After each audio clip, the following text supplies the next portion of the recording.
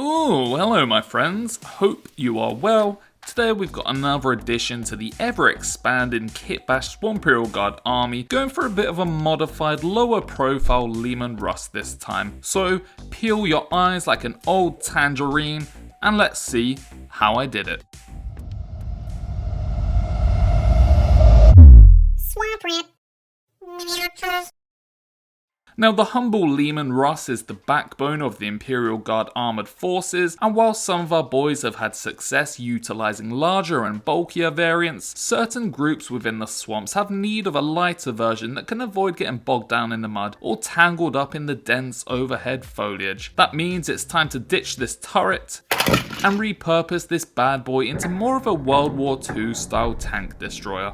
The leman russ is also basically the pug equivalent of the tank world, you know, it's got quite a flat face, and while there's nothing wrong with pugs, there's also nothing right with pugs. And I thought just shoving a gun straight on here would look a bit boxy and basic, so we need to do something about this front end first. Which was a relatively simple fix, to be honest. I just used a few happy little blobs of green stuff to attach some pieces of plasticard, extending the front end a bit more and giving it a slightly more interesting slope profile, which may also help to deflect some incoming rounds. Next up, I decided to cut this ring around the turret housing off, which was a great way to almost slice my thumb off too, and I'd done this because it felt a bit too basic to just shove a hatch door on top of the hole in the middle. I wanted to have it offset onto one side instead, which I did using a bit more plasticard work and some repurposing of the hatch from the original turret. There wasn't as much room as I'd like here to really push it up to the side, but I was happy enough with it.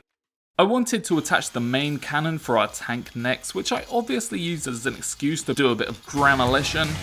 And I was planning to use the longer anti-tank focus Vanquisher barrel for this baby, but it felt a bit too long and kind of contradicted the whole tangle-free design law for this build. So, with no consideration of actual tabletop gameplay effectiveness, I stuck the Eradicator variant in instead because it's short and stubby and the muzzle brake looks pretty cool. We did need to add a bit of a mantlet around the base of the cannon though to add a bit more protection and make it look a bit more purpose made. So I used an actual mantlet piece from the leman russ turret and combined it with some more green stuff and plasticard to pad it all out. I was a little bit worried that the green stuff I was adding on the sides wouldn't be perfectly smooth when I finished, but then I remembered I don't really give a shit because it's a gnarly old swamp tank, so fuck 'em. This little section of plasticard to the left of our new cannon was now looking only slightly emptier than the fields of my hopes and dreams, so I mysteriously caressed it with this piece of wire and used the secretions to attach another smaller square of plasticard. I then cut this satisfyingly round hole and dropped in a paint mixing ball, which I plan to use as a bit of an optical sensor thingamajig, using yet more green stuff to sculpt in a rough protective housing for it. It didn't look quite as precisely engineered as I would have liked, but it was alright. For the remaining blank section, I chucked on this little viewport thing, which works for both the driver to look through and as an easy hot dog entry port into the vehicle. Then I just shoved on this little random greebly bit. I think it's half of a drum magazine, maybe, but either way, it rounded this section off nicely. The front end was looking pretty good now. We had just enough going on to look interesting without feeling overcrowded, but its tank booty was looking a bit too square and empty, so I added this nice little butt flap thing into place, which I wasn't sure the origin of, but seemed to fit perfectly in this gap. I followed that up with a couple of sideways mounted exhaust pipes because vertical ones are for normies, and then topped it off with a nice little vent to let out all the accumulated gas from hot dog ingestion. I felt like the tank could do with just a fraction more firepower on it to deal with any infantry foolish enough to run up on our green boys, so I made a nice little kind of 50 cal thing by combining some pieces of a heavy bolter and an auto gun. If you saw my last video, you would have seen me butcher a perfectly good one and turn it into a perfectly weird one, which I was now regretting. But on the plus side, this new one had a fun little weird reverse nipple thing that I got to cover up, so I guess that kind of made up for it. And to be honest, I did quite like how this version looked, so yeah. Some of those areas of fresh plasticard I'd added were looking a bit too plain at this point, so I added some little makeshift rivets I'd cut from a styrene rod, which helped them to feel a bit more at home. And then my final touch was adding these last minute sandbags at the front, as I just felt like it needed something extra going on. They looked pretty cool on their own, but in a spur of the moment idea, I shoved on this little Cadian skull helmet combo thing our boys could use as a bit of a mascot maybe, although this did require a bit of extra Dremel and green stuff work to help the sandbags feel like they're sitting on top of it naturally. With that though, our tank build was complete, a relatively simple one overall. I thought I'd do way more building work on it, but I was really happy with how it looked now, somewhere between a German Stug and a British Mark IV tank. So I decided not to overcomplicate it and leave it as it is.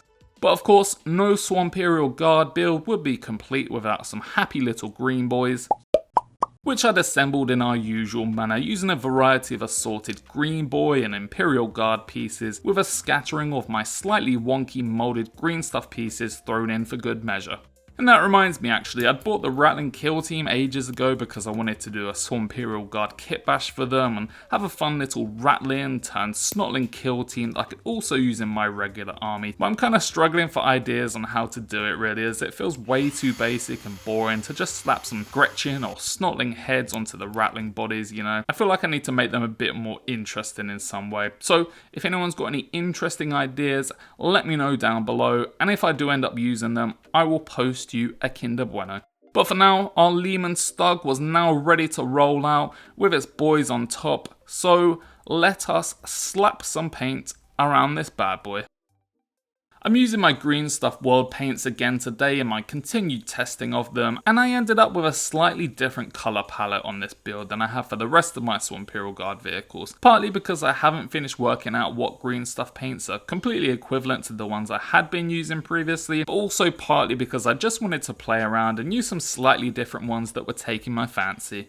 I also wanted to try and build up the patina and texture on the surfaces of the tank a lot more deliberately this time, as I usually just rely on a thick layer of grime effect paints for this at the end, which does work fine but can make you stagnate as a painter if you rely on them too much. So for this little fella, I focused on using a variety of different purple and pinky colours and using a mixture of dry brushing, little scratchy brush marks and some stippling too, which came together to create quite a nice looking base layer.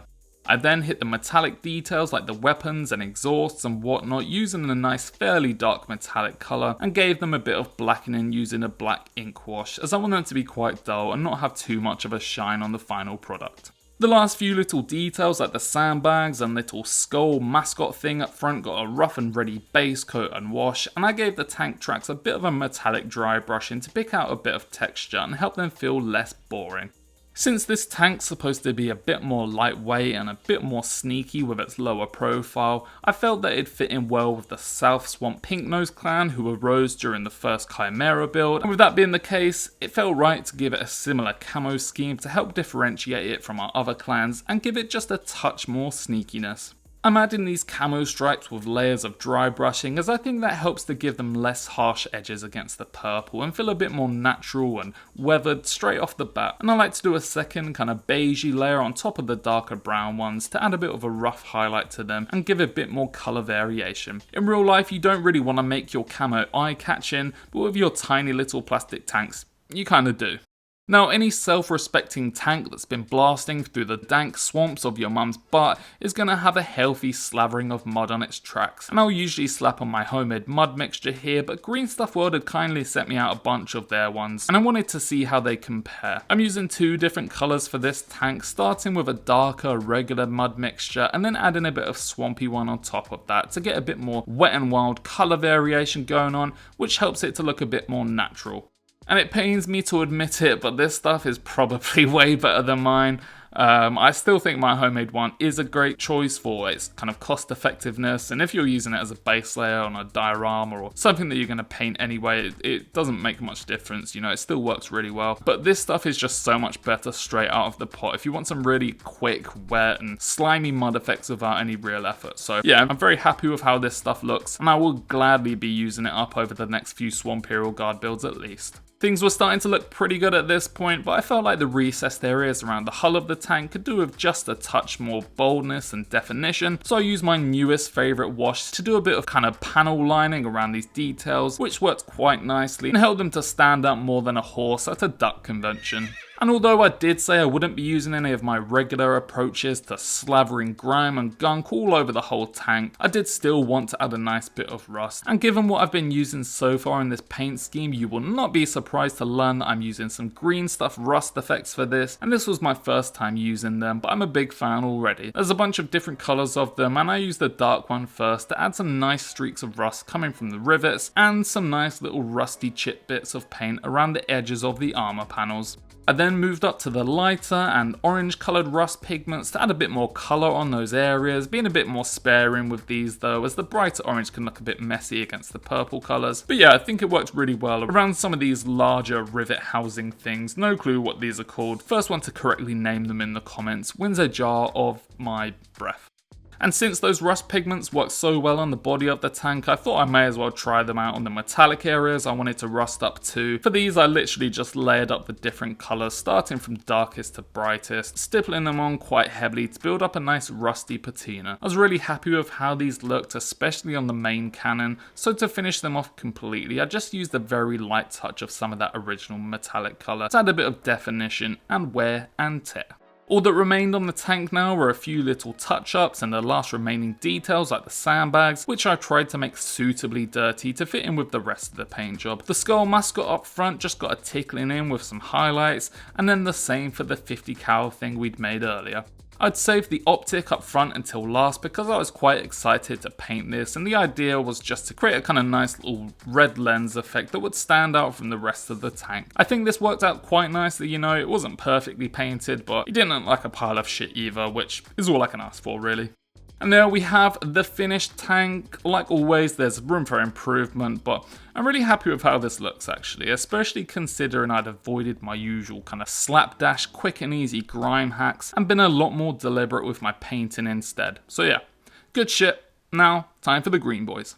And just like the Leman Stug, these boys are getting an ever so slightly different colour palette today also, still very much the same kind of beigey and purple main colours they normally have, just with a slight twist to them so they'll look more at home on this tank. And I decided to use the same brown wash I'd used on the armour panels for their fatigues and whatnot as a way to marry the miniatures together a bit more, as some of the paint jobs on my previous minis in this army have felt a little bit disconnected from their vehicles when I actually stick them on because I've painted them separately or focused on weathering and griming up the vehicles a bit too much. And I was actually really liking how these ones were turning out, to be honest. Obviously I never claimed to be the greatest painter, so some areas will always be a bit messier than I'd like, but as a whole I'm really enjoying this slight colour variation from the rest of the army. I'll definitely be sticking to my overall colour scheme with the purples, greens and beigey colours being locked and loaded for this army build, but I do want to continue experimenting with different variations as we go along, as it will help the army feel a bit more ramshackled but still unified, which is kind of fitting with the lore of our green brothers in arms. And to be honest, I just find it more fun and interesting to paint when I'm mixing it up slightly. I think if I held myself to painting with the exact same colours every single build, I'd get really bored of it, and I think it'd be pretty boring to watch as well, as you know exactly what to expect week in, week out. But let me know what you guys think. Do we need to stick to the original colour choices 100%, or can we play around with different tones and shades of our core colours? Or maybe we can even get a bit wild and throw some completely unrelated colour schemes in there too. I don't know, that might be a step too far, but I'd love to know what you think. Anyway, I'm happy enough with how these boys are looking, so I'm calling them good, meaning all that's left to do is stick them down into position on the tank and see how it all turned out.